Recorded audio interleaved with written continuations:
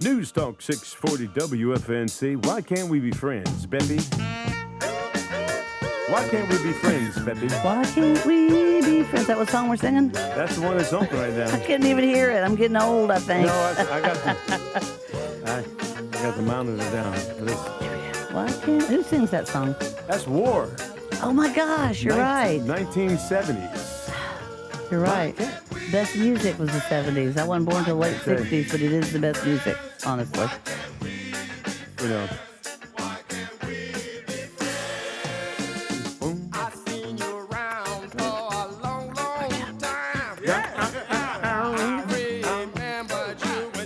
Hey, Boo-Boo. Good job. You know, I got pork chop in here. Pork chop the dog. You were trying to force milk bone on that dog. While you're Pork looking chop. at pork chop, I have a trivia question for you. Go.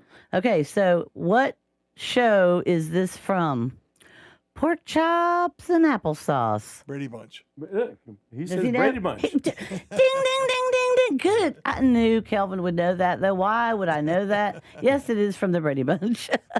But we have pork chop in the house. Pork chop. Hey, let me tell you about pork chop. Pork chop came in here. Normally, when the dogs come in here, it's straight to the bones. Yep. I mean, milk bones galore. Yep. We have some dogs that eat me out of house and home. That's I got to right. buy another box.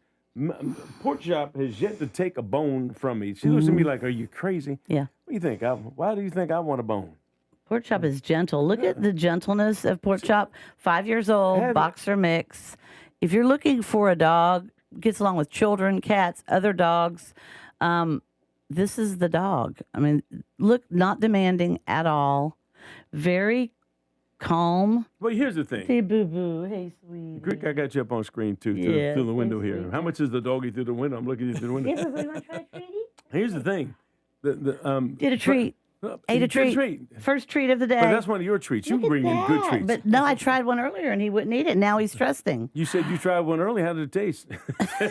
I got a funny story about that. No, I got to no. Nobody has a funnier story than me. You tell me your funny story about the treat. I bought some dog treats from Wolfgang Dog Bakery one time, who do support us a lot.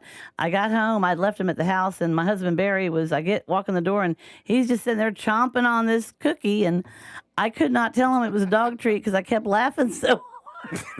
I was just laughing. Look, similar story with me, with my father-in-law.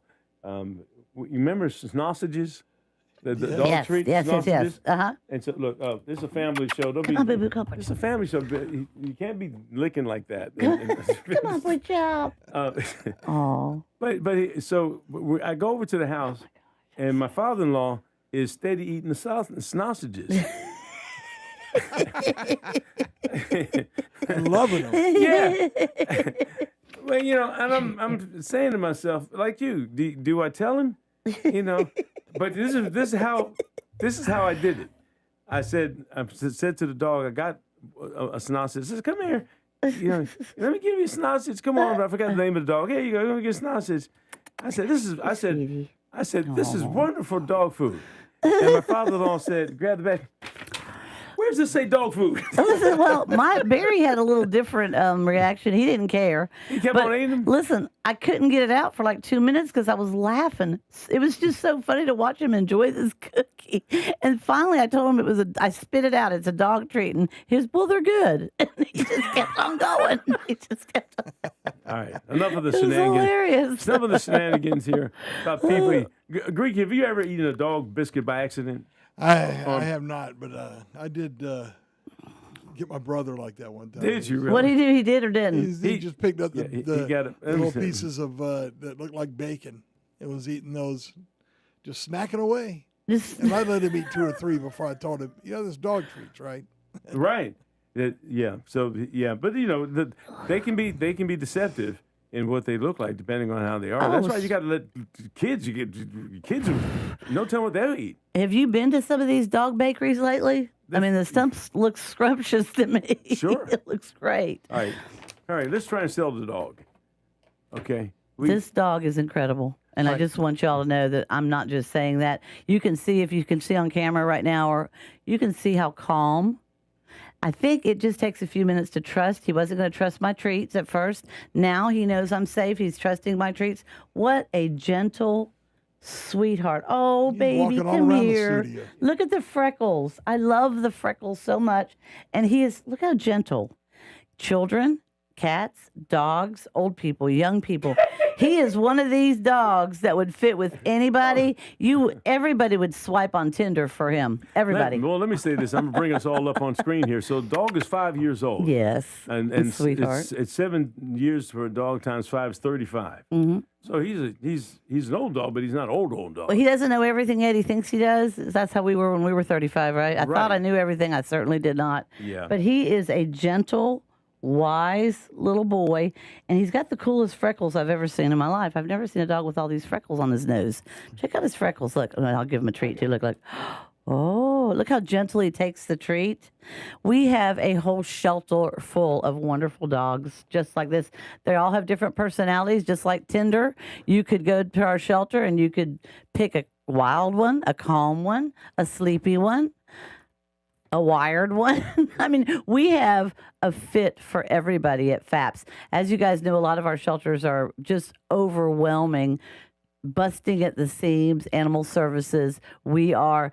And you know that you save 2 dogs when you adopt from us, the dog that you adopt, and then we have an empty place so we can go pull another one from Cumberland County or another one of our shelters here in North Carolina in a neighboring county. Well, and that's the thing that we want to emphasize is the fact that you work closely with the Cumberland County Animal Services. It used to be Animal Control. Right. They don't. I think Wake County still calls theirs Animal Control. They do. And this was Elaine Smith. She was right. You know, it gave it a bad kind of, people thought control. You know, control gives us a bad thought. But Animal Services. Well, you know, our Miss Sarah works over there as well. She certainly does. Over Q98. And, you know, you have people that work there that just absolutely love animals. Mm-hmm. And it's not like they're out there trying to let me see which dog I can be with the dog catcher. Let me see who I can catch today. I mean, when we had the raccoons, for example, and they caught one, she was very going to take it out somewhere and, you know, make sure it got where it needed to go and all that stuff. You know, some people would have said, kill it, get it out. So remember when we were no. kids, the dog catcher is what they called them. Right. Like Sarah would have been the dog catcher, which they're not the dog catcher. I will tell you, over at Animal Services, some of the most kind people work over there, and they do a job that I probably could not do because there are some really heartbreaking cases, and I've told Sarah that before. I'm so grateful for people like her to work in an environment like that is heartbreaking sometimes. She just shared a story. I don't know, did you hear a story this morning, Greek, of a person she had to go get one, the dog was malnourished and all that stuff, and all of a sudden, I think the person threw the keys at her and took off running. What? It was some crazy story that Sarah was telling. She's probably listening. Miss Sarah, if you're coming in here or something, maybe she's working today, but if you are walking, make sure you walk in the studio here and share that story with us as best you can. But they run into all type of circumstances, and I've done stories on both Channel 5 and Channel 11 of people who are hoarding animals. Yeah. I mean, there's a lot of 40 those. or 50. Yeah. You know, your wife Lou and I went out to one place out in Rayford where they think they're doing good, and then all of a sudden they get overwhelmed. Okay, she was doing good, and we always tried really to understand that situation in Rayford because it was a horrific situation. But at the beginning, if you'd ever gone out there at the beginning, she did start out good. What happens is, and even at Fayetteville Animal Protection, that could happen to us, but we have to have boundaries. What happens is when you love animals so much, you have this wonderful shelter, and she did. People start dumping animals on your property. They used to throw them over our fence. And you think to yourself, well, what do? Well, you take them in. That's what we would naturally do. But when you do animal rescue, you have to think reasonably. And you have to think, wait a minute, do I have the facility? Do I have the food? Do I have all of the things to meet this dog's needs? You don't think clearly sometimes when you're hoarding.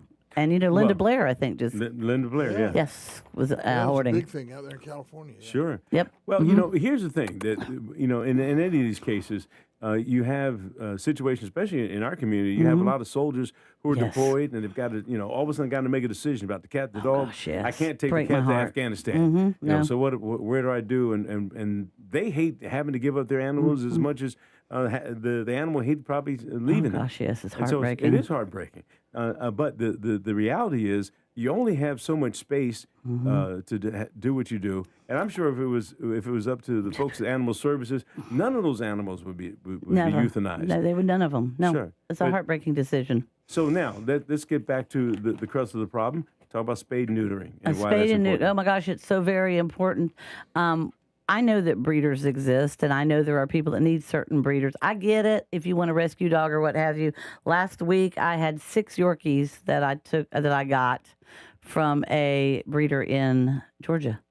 6 Yorkies in the back of my car. She got terminally ill, was not able to take care of them. So she did do the right thing. She contacted the North Carolina Yorkie Rescue, in which we had a dog trained to come get them.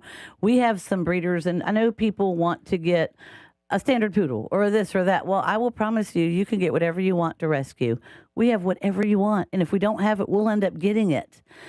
I understand that you want to breed, and I do too. I have a Yorkie, I have a Doodle, and I have a standard poodle. I really don't care if they have papers. I love dogs. I'll take a mutt. I've had mutts many times. But if you want a particular dog, you can get them through us. So the breeding is a problem, because what's happening is we are making more dogs and more dogs. Those dogs aren't getting spayed or neutered. And then we have the folks that think they can't afford to get a dog spayed or neutered. Yes, you can. So you can go to the Sandhill Spayed or Neuter Clinic here in Fayetteville. You can call them and make an appointment. They have a sliding scale. We also have a thing called Spay USA, S-P-A-Y USA. If you put in your zip code, there are numerous participating veterinarian clinics here in Fayetteville that give you a huge discount on spayed or neutering your animal. So please know that that is one of the most important things that you can do for your pet, is make sure that they don't have litters, because we are so overpopulated. All right, one last chance here before I give you the boot, because I'm known to give Not people the boot. I'm going to be giving you the boot here. Before you do, if somebody wanted to get pork chop, give me the spiel on pork chop, and I'm going to show them as you talk Go about to it. any of our social media or to our website, fapspet.org. Go to Available Dogs. He's right over here. Go to Available Dogs. Scroll through our beautiful pictures, and I'm going to tell you, there's some beautiful pups with us. When you see pork chop, you can't miss his freckles, because they even stand out in the picture. Look at him looking.